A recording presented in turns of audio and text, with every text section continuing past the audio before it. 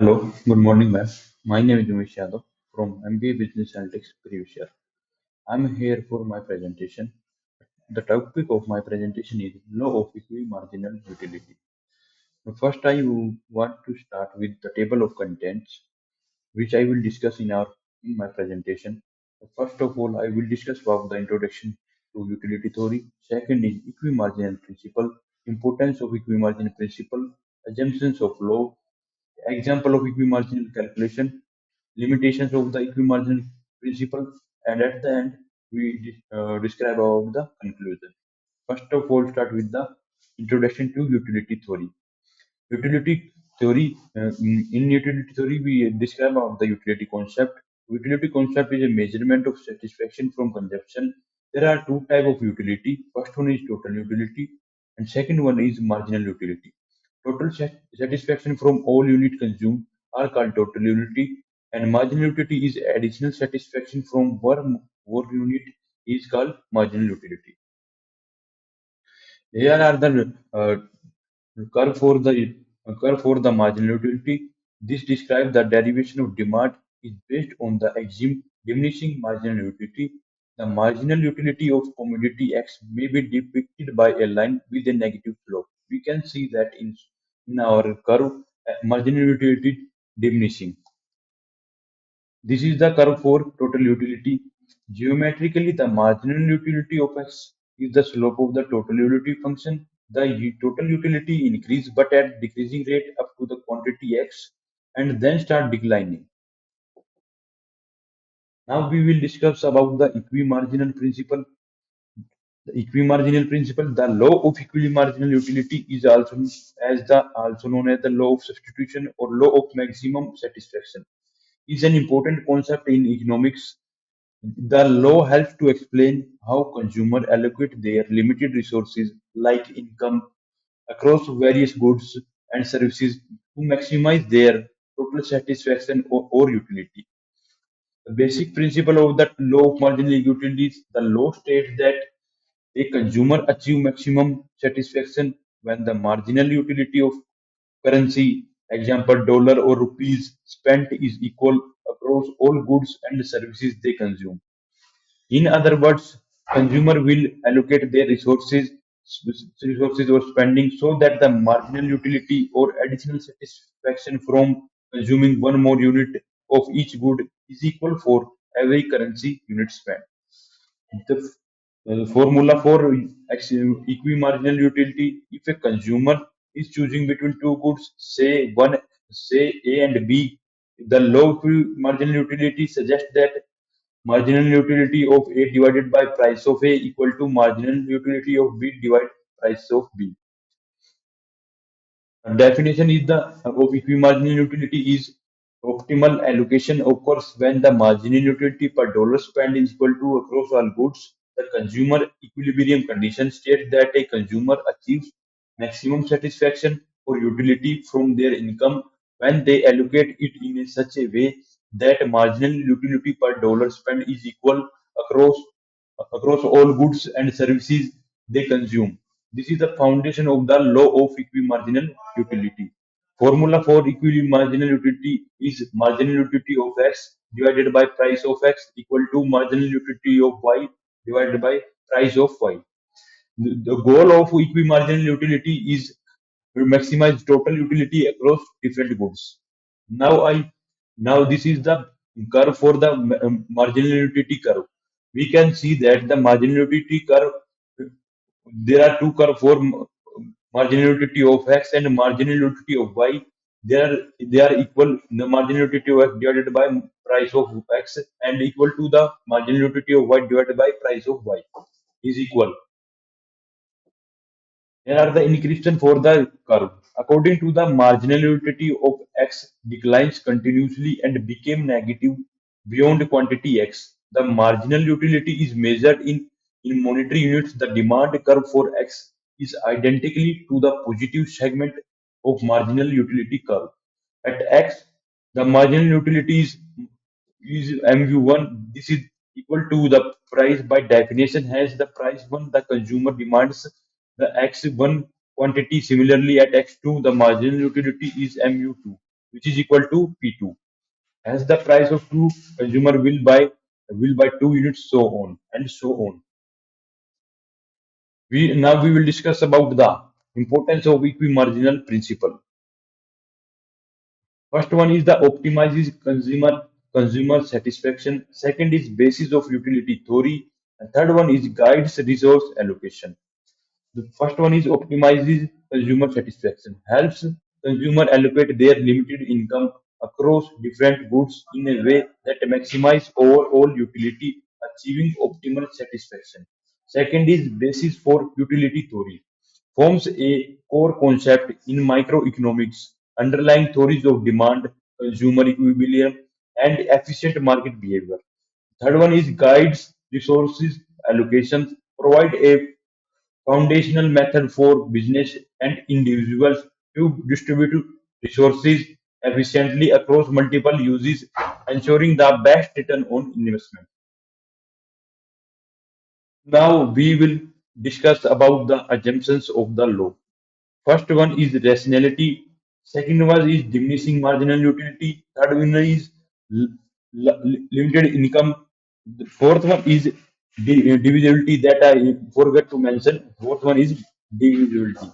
Rationality consumers are rational and aim to maximize satisfaction.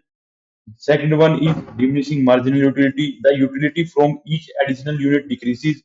And third is limited income. Consumer have a budget constraint. And third one is divisibility. Divisibility means goods and services can be divided into smaller units. Here are the example for equi-marginal utility calculation. Let us illustrate the law of equi-marginal utility with the aid of an arithmetical table given below. Marginal utility of good X and Y. We can see that in the table we show 6 unit 1, 2, 3, 4, and 5. Here are the marginal utility of X and marginal utility of for Y. The marginal utility for X is 20, 18, 16, 14, 12, and 10, and the marginal utility for Y is 24, 21, 18, 15, 9, and 3. Let the price of goods X and Y be rupees 2 and rupees 3 respectively. Reconstructing the above table by dividing marginal utility of X by 2 and marginal utilities of Y by 3, we get the table. When we we get this table. Units are we describe previously 1, 2, 6, 1, 2, 3, 4, 5, 6. When we divide, we get the 10, 9, 8, 7, 6, 5. After dividing marginal utility of X divided by price of X. When we divide marginal utility of Y with price of Y, we get 8, 7, 6, 5, 3, 1. Let a consumer has money income of rupees 24 to spend on the goods. He will equate the marginal utility of the last rupee, that is marginal utility of money expenditure spent on these two goods. In other words, he will equate marginal utility of X divided by price of X with marginal utility of Y divided by price of Y while spending his given money income on two goods. By looking at the table, it will become clear that margin utility of X divided by price of X is equal to 5 units when the consumer purchases 6 units of good X, and marginal utility Y divided by price of Y is equal to 5 units when he buys 4 units of good Y. Therefore, consumer will be in equilibrium when he buys 6 units of good X and 4 units of good Y, and will be spending 2 into 6 plus 3 into 4 equal to 24 rupees on them, that are equal to the consumer's given income. Thus, in the equilibrium position where the customer maximizes his utility, marginal utility of X divided by price of X equal to marginal utility of Y divided by price of Y. Hence, 10 divided by 2 equal to 15 divided by 3 equal to 5. Thus, margin utility of last rupee spent on each of the two goods he purchases is same, that is 5. The consumer's equilibrium is graphically portrayed in this figure since marginal utility curves of two goods slope downwards, curve drifting margin utility of x divided by price of x and margin utility of y divided by price of y. Also slope downwards. Thus, when the consumer is buying OH of X and OK of Y, then margin utility of X divided by price of X equal to margin utility of Y divided by price of Y. This is the this is the curve for margin utility and margin utility of Y and margin utility of X. The increases of the curve. Therefore, the consumer is in equilibrium when he buying 6 units of X and 4 units of Y. No other allocation of money expenditure will yield in greater utility than when he buys 6 units of commodity X and 4 units of commodity Y. Suppose the consumer buys 1 unit less of goods X and 1 unit more of good Y. This will lead to the decrease in his total utility. It will be observed from a picture or a figure that the consumption of 5 unit instead of 6 unit of commodity X means a loss in satisfaction equal to the shaded area. Shaded area. This is shaded area ABCH. We can see that this is the area ABCH is the shaded area. This is the loss. This is the low. So the loss, and from B we can see that in the figure B the shaded area KLEF is a shaded area of gain. Shaded area of gain is a loss in satisfaction equal to the shaded area ABCH, and from figure B it will be seen that a consumption of 5 units of commodity Y instead of 4 units will mean gain in utility equal to the shaded area KEFL.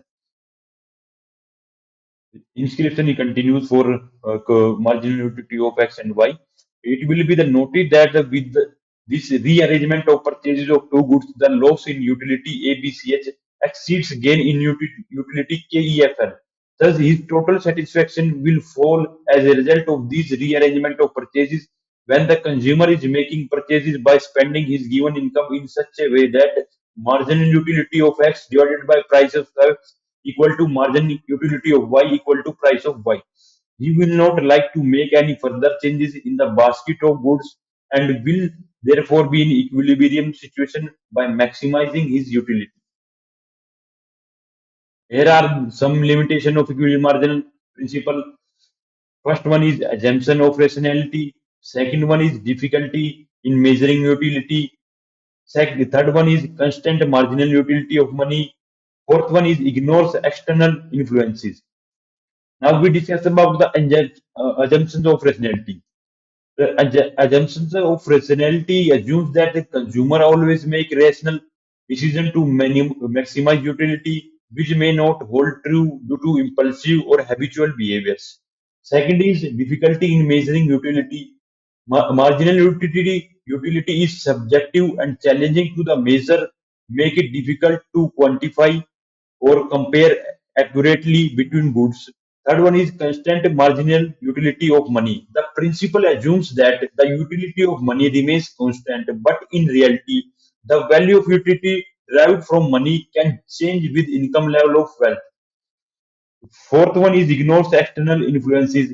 Factors like advertising, social influences, and psychological biasness are not considered, yet they significantly affect consumer choices. Now, this is the conclusion for our presentation. The equi-marginal principle helps people make the best use of their limited money by spreading it across different things to get the most satisfaction. It states that to be truly satisfied, we should spend in a way that added happiness or utility per dollar is same for all things we buy. This idea is important for smart decision making, whether for personal budgeting, business spending, or government policies. However, it assumes people always act rationally when is not always true in real life. Still, it remains a useful guide for understanding how we can maximize our resources. So, this is from my side. Thank you, ma'am.